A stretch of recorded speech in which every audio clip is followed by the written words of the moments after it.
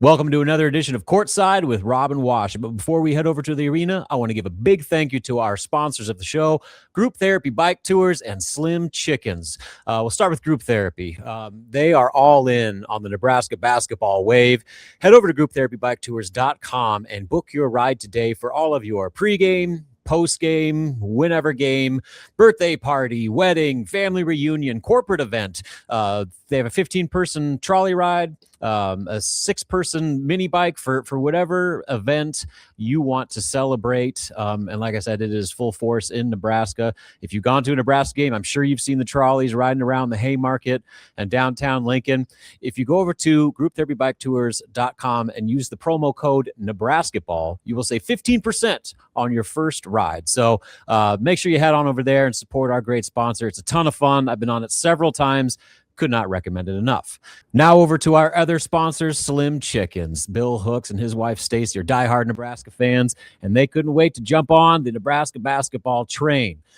Locally owned Slim Chickens has 2 locations, 84th and Old Cheney and 16th and Pine Lake. Slim Chickens features a variety of options with fried and grilled chicken tenders, wings, salads, wraps, sandwiches, chicken and waffles, and southern sides. What makes Slim's different? Well, they have over 17 different dipping sauces for guests to choose their favorite. Slim Chickens is available for dine-in, drive-thru, or delivery via their online ordering. Check out Slim Chickens app and start earning rewards today. Slim Chickens is always a favorite for large gatherings and tailgate parties, especially Nebraska basketball tailgate parties, and let them do the cooking for you. Slim Chickens is moving forward, and they are expanding to the north side of Lincoln soon, so keep an eye out for that. Stop into your local Slim Chickens restaurant today for some southern hospitality and see their newly remodeled locations. Again, thanks to all our sponsors. Now let's head over to the arena and take you courtside with me, Rob and Washut. Welcome to another edition of Courtside with Rob and Washut, back at Pinnacle Bank Arena for today's home game, Nebraska versus Penn State. And looking at the Vegas spread, this is a game that most people expect the Huskers to take care of business, and as they should. Losing 4 of their last 6, this is yet another get-right opportunity that Nebraska's got to do what they're supposed to do. They got to get back to playing Nebraska basketball. The offense needs to function at a much higher level. They got to handle physicality better. They got to rebound better, and they got to stop turning the ball over. And I think if they can do all those things, this one shouldn't be close. This is a Penn State team that is reeling. They lost the toilet bowl game against Rutgers in emphatic fashion, and if Nebraska is the team that they think they are, one that is projected the top 16 seeds in the initial tournament projection, like this is a game that you not only win, but you look good doing it. You play to the point where you're getting your bench cleared out in the second half and looking like a clear-cut top 3 seed in the country right now. So it's not as much to me about what happens with Penn State. That's what Nebraska does. If they play clean, physical basketball with purpose and intent, the way that they did when they started 20-0, again, this is one that I think that should be pretty, not easy for them, but one that is more than manageable. From a matchup standpoint, Penn State likes to press. They do create turnovers. That's probably the one thing they do well. They throw a lot of different pressure looks. They're going to pick up full court, three-quarter court, half court, and they're just going to try to make life as difficult as possible for Nebraska. And I guarantee you they watched the film of Illinois, of Purdue, first half against Northwestern, Iowa. When teams bully Nebraska and try to bump them around, hold Price Sanford, grab them, tug them, do all those things, Nebraska has struggled to respond to that. So that's what I talk about. The mentality and the intent that Nebraska plays with is going to be probably as much of a key to this one as anything. But I got to get to a very special guest here before he has to get on the air.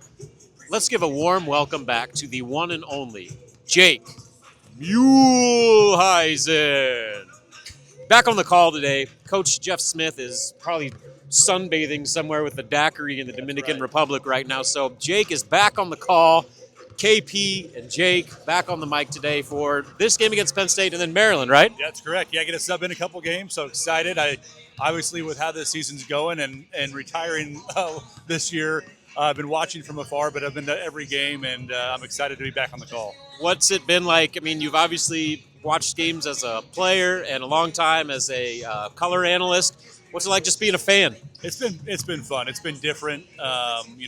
Walking around the concourse for the first time, but it's been a lot of fun going to games with my daughters, my wife, my dad a few times. So it's been fun, just different.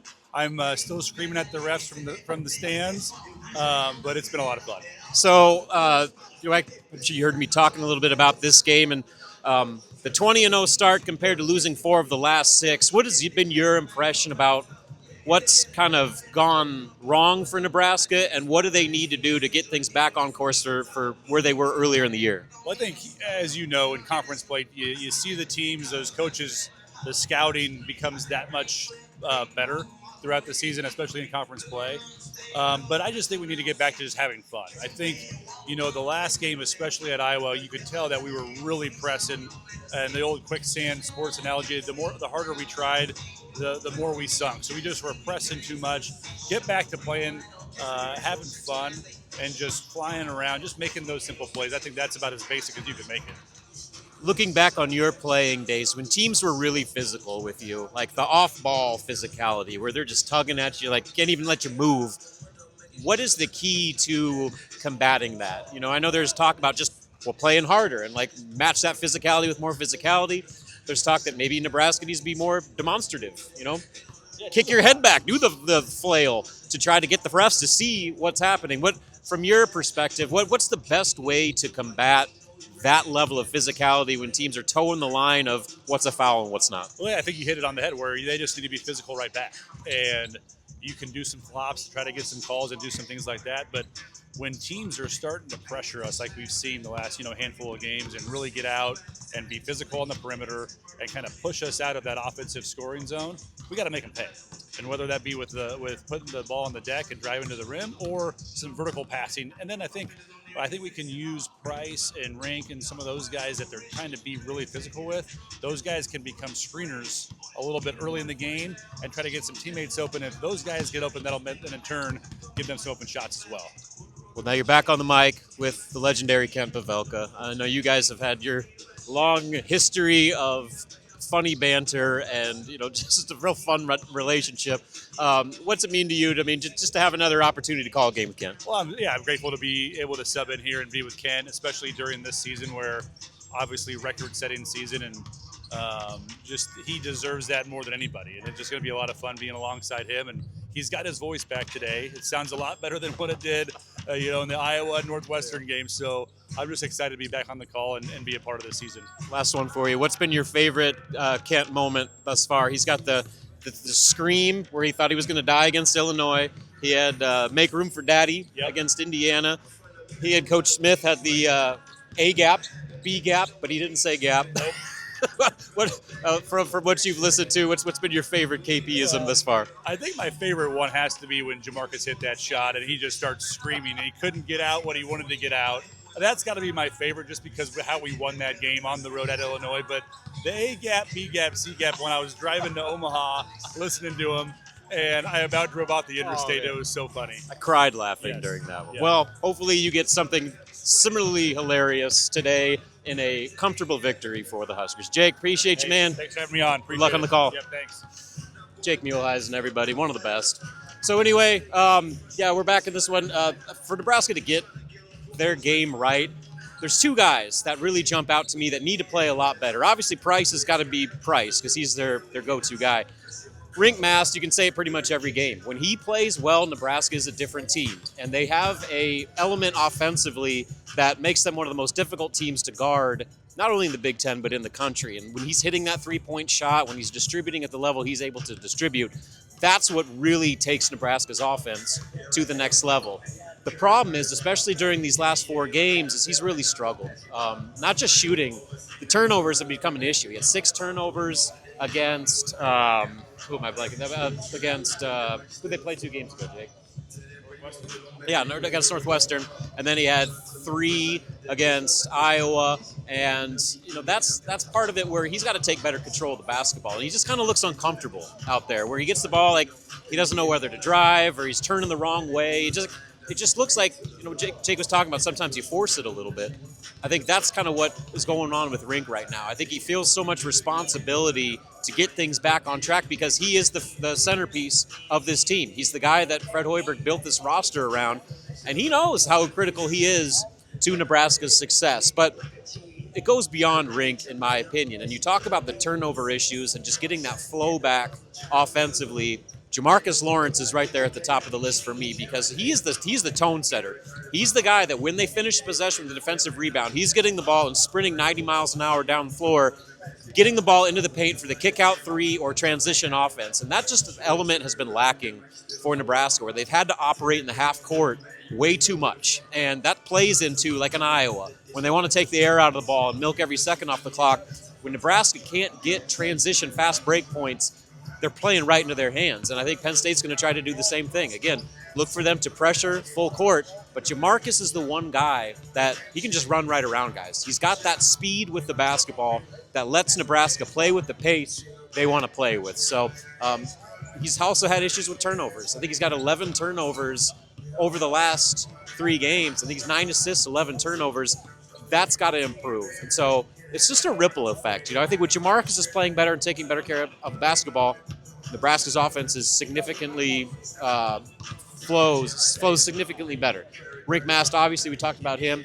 And then I think the ripple effect with that is all of a sudden teams can't lock in on Price Sanford the way that they've been locking in on him. And they can't devote so much attention to him defensively because Rink will burn you, because Jamarcus will push the ball up the floor and burn you. Braden Frager's another guy. The good news is I think that while he's been able to play on that ankle, it has not been 100% at all. And you see it in his play. He doesn't have that explosion. He did get to the rim for 3 baskets in the Iowa game, which I thought was a really positive sign of progress. And then yesterday, Fred Hoiberg said that on Thursday, Braden held his own individual workout after practice for the first time since he sprained that ankle against Washington. So that is another tangible sign of that ankle starting to get back to where it was when he was one of the best 6 men in the conference. And so that is another dynamic that just has been kind of missing for Nebraska. And if they can get Braden back to being Braden, where he's, getting to the rim, forcing the issue, get drawn fouls, just being that guy that can dribble and attack, that adds yet another piece to an offense that when the complements are all going at the same time, again, they're one of the most difficult teams to defend in all of college basketball. So big opportunity just to get right, get some mojo back, get the confidence going. At home on a Saturday afternoon, the students are already starting to fill up. And I guess one more storyline. See him right there at the free throw line. That's former Husker Eli Rice. Eli played his first year here, was kind of an impact freshman. You remember back in 2 years ago on that tournament team.